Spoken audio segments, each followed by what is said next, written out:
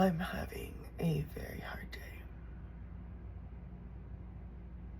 In fact, it's a no good, very bad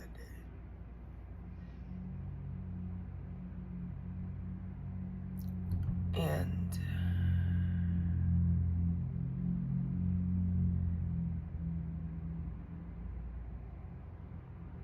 as a person who prides themselves on using our thoughts to create our realities, I also have to honor that our realities are confining.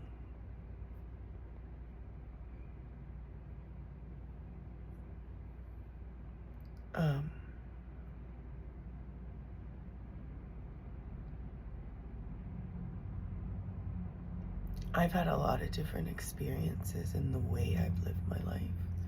Not just like what I've done in work, but like the philosophies and approaches to life. And from different inputs.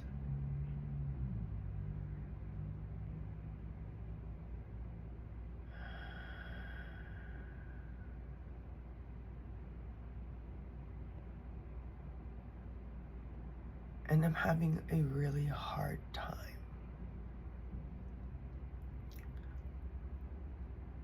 reconciling at what pace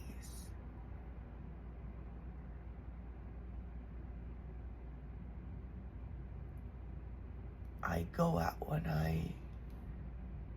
between creating my reality and allowing it to be, because I have trauma. And so I don't have the luxury of just wanting something and having my magic make it happen.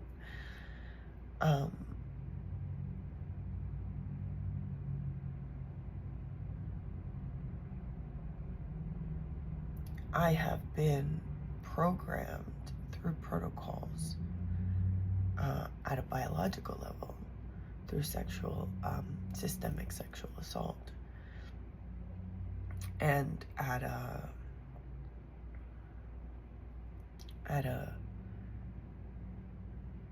mental level through societal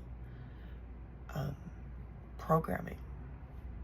And so what a lot of people are experiencing today as mental health is really a misalignment of societal programming and biological programming. And this is why this highest self movement is going on, because we really are subject to a lot of misalignment in our lives and our realities because of the way we have been programmed and the conflicts in those things. Like, I'm going to use power and control dynamics as an example.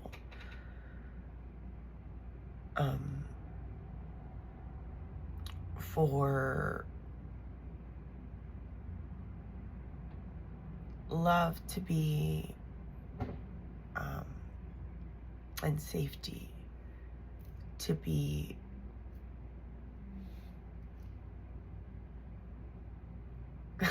there's not even a word in my mind for this, commingled or co-fuddled,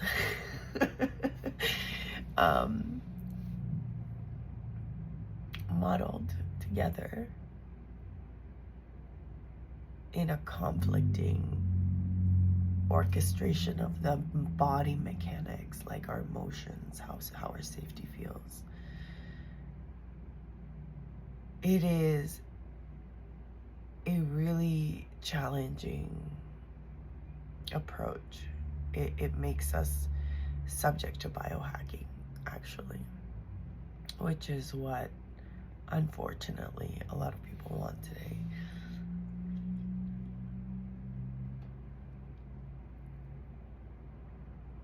They want us zombied so we can buy their product or buy their brand or vote their government or love their family or, you know, their royal family, whatever the thing is.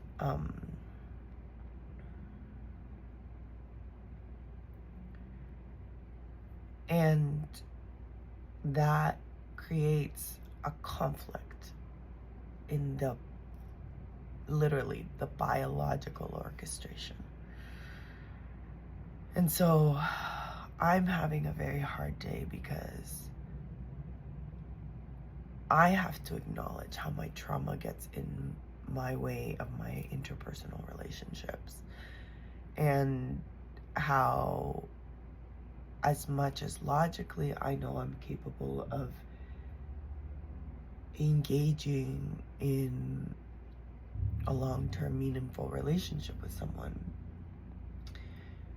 more and more my biology is not buying into the safety no matter what that relationship looks like, because of the power and control dynamics in the partnerships I've had in the past. And I'm not one, if you've ever known me personally on a deeper level in any area of my world, there's a lot that I talk about. I talk a lot. But there's a lot that I don't enter into the conversation frequently. And that is putting other people down as a general habit. I have done it, I do it. We're humans. But I prefer not to do that, mostly because it physically hurts me. It creates conflict within me because of the intense charge with which I feel everything. And so I find myself, I'm going into freeze because I'm going to say something that threatens my safety and being accepted.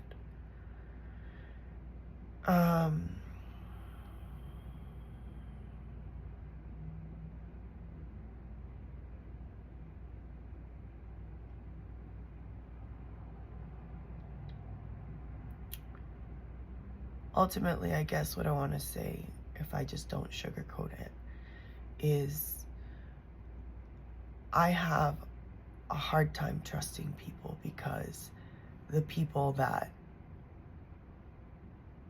I trusted for my safety used and abused me sexually, emotionally, physically, and gave me a perspective of the world that I was not allowed to live outside of.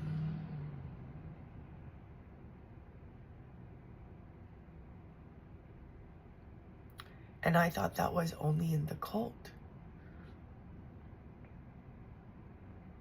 And then I went out into the world and I left that environment and I changed my thinking.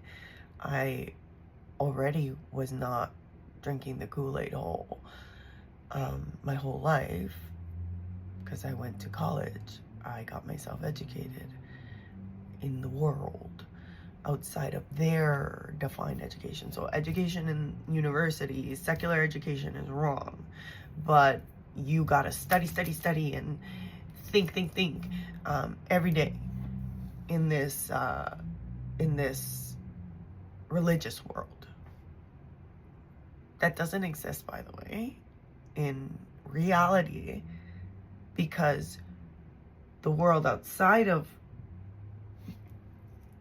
the culture and the organization that these people lived within is very different than the reality that everybody else lives in. So saying that we have to love somebody that's abusing us is very contradictory. Or that we continue to honor that respect.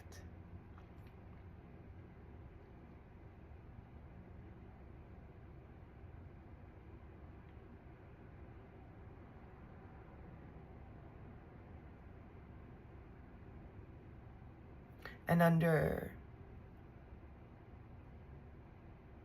what's happening in the world today, under the context of the political world,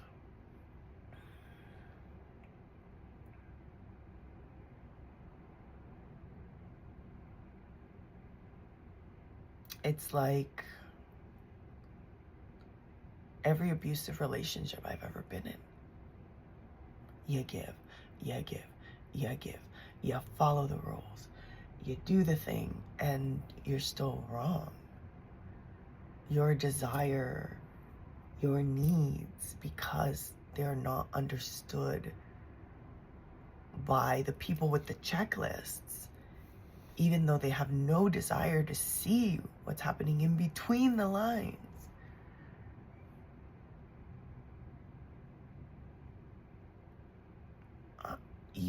You're still in the wrong.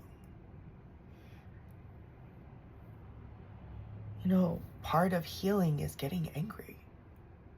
It's realizing that there is a conflict happening, and it's not just in my head. It's not mental health.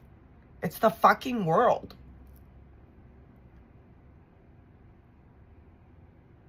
But one camp wants us drugged up so we just go and work and pay our bills. And the other camp wants us in love and light. Love and light. There has to be a fucking middle ground. And like, what the fuck is it? Is it with the flat earthers and the pre-alien arrivals? Pre-Big Bang, that we were all one? Or is it with the now, everybody who can feel fucking everybody's intentions and their ass? So we're walking around terrified.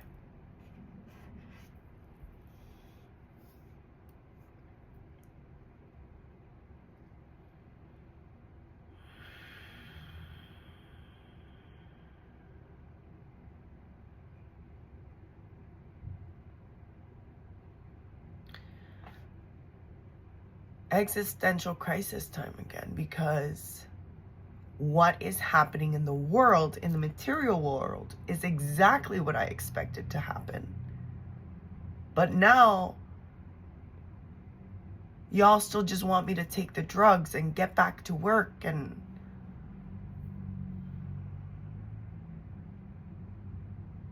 to fit into this world.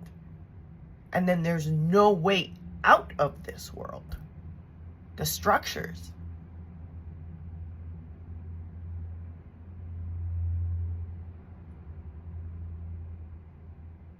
Suicide prevention. It's a great tagline, right? Well, let's fucking do something about it. Can we get some empathy in the room? Where's our pink elephant at?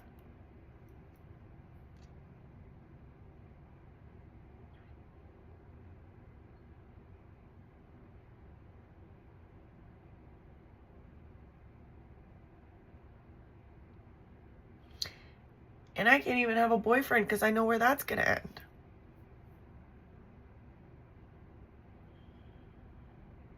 Not because of me, not because of him.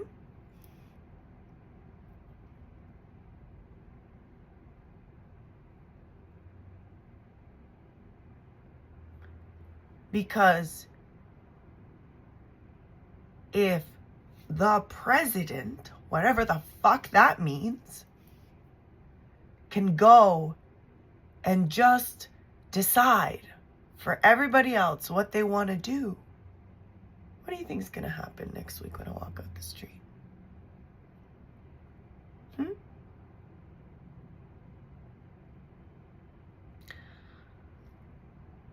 I'm not claiming to know. I'm not claiming to assume.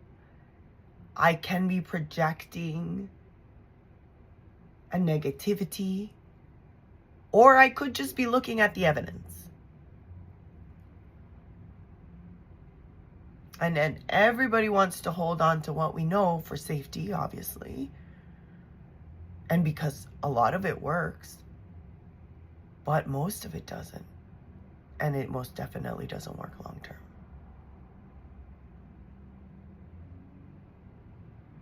And for those of you waiting for the rapture,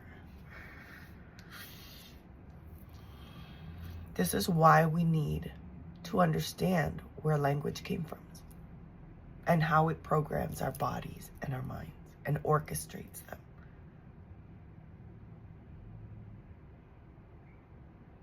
Rape. Raptor. Rapture. Do you think that's a good thing for you? Huh? You still want your rapture?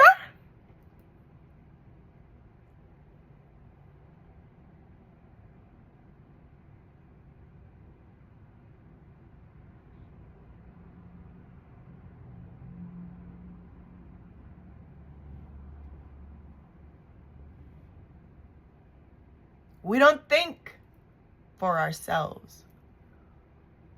And when we do, we get all muddied up because there's nowhere and nothing to do with that thinking in this world.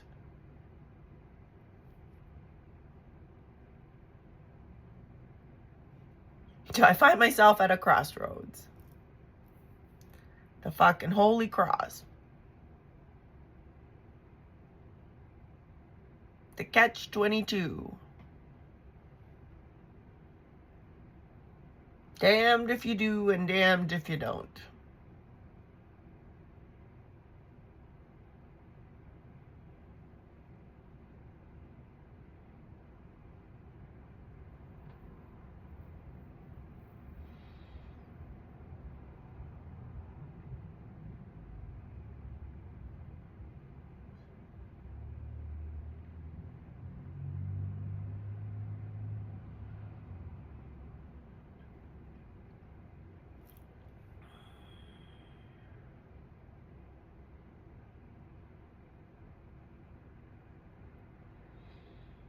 And I think I understand why my art has to go before my academic work.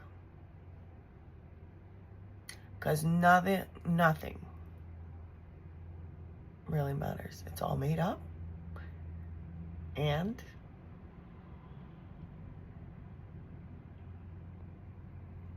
it's all bullshit.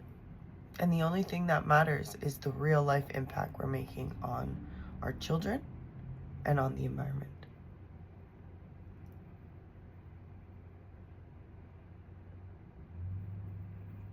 Once we are developed into adulthood, we can go on these journeys and wander, and some of us can live over here and some of us can live over there and do whatever the fuck we want. But until then, we are causing harm.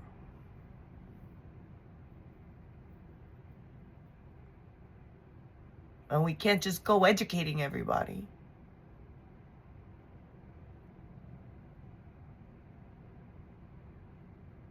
Teaching them the Holy Christ because they eat their dead after battle. What the fuck do we know? We eat our people alive. We don't give a fuck about anybody. We just tick, tick, tick, tick, tick, tick, tick. Friggin' zombie apocalypse. Welcome, nice to meet you. You're the zombie. If you don't give a fuck about anything happening in the world or you expect somebody else to fix it, nice to meet you, zombie.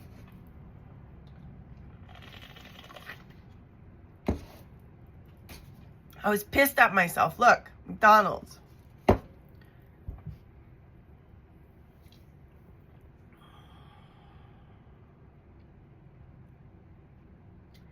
In reviewing my work from last year and the conclusion that I came to in July to go live off the land,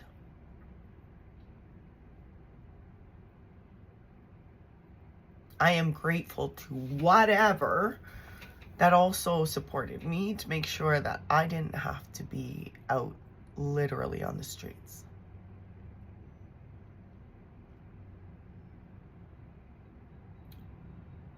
But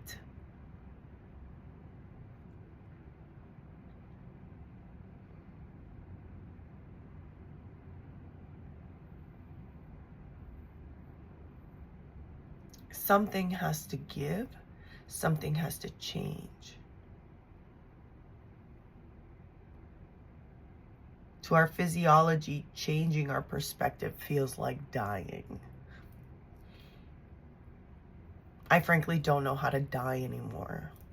My brain kicks into like overdrive and starts pumping out solutions. Fucking bullshit math, I don't even know where it comes from.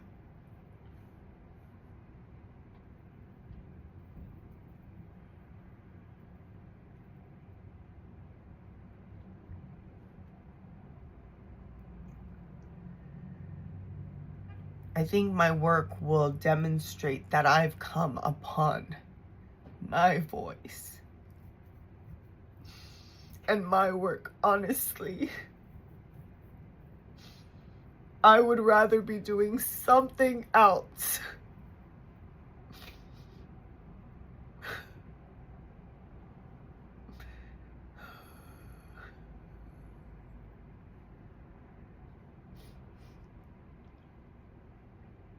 And now I understand why my art is what has to come first.